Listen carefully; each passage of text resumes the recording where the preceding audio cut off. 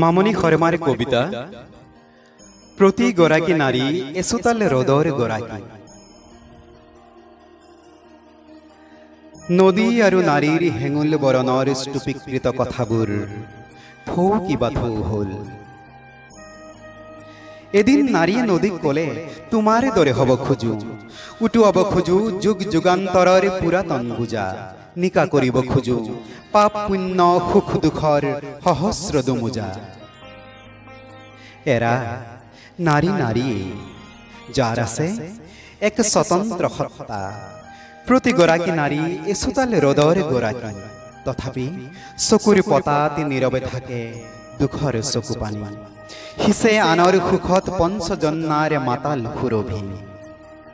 প্ৰতিগৰাকী নাৰীৰ হৃদয়তে আছে তাম্ৰঙী আকাশৰ ঠিকনা।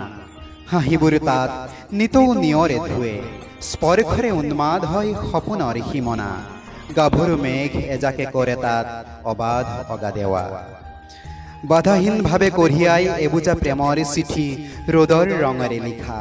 আবেগৰ আৱেশত সাৰে পায় মৃগনাভ আকুলতা। বুকুত বাজে বেহিচাপি সুৰ, নীৰৱতাত লুকাই সোণ পৰুৱাৰ সেই ৰাগি লগা গানবোৰ। সেয়ে চাগে ধোঁৱাময় ধূসৰিত ছবিবোৰ প্ৰতিগৰাকী নাৰীৰ চিনাকি, য'ত ৰজনীগন্ধাৰ দৰে সাৰে পায় ৰঙা হালধীয়া সপোন হয় পোহৰমুখী। হৈ পৰে প্ৰতিগৰাকী নাৰী এচোতাল ৰদৰ গৰাকী।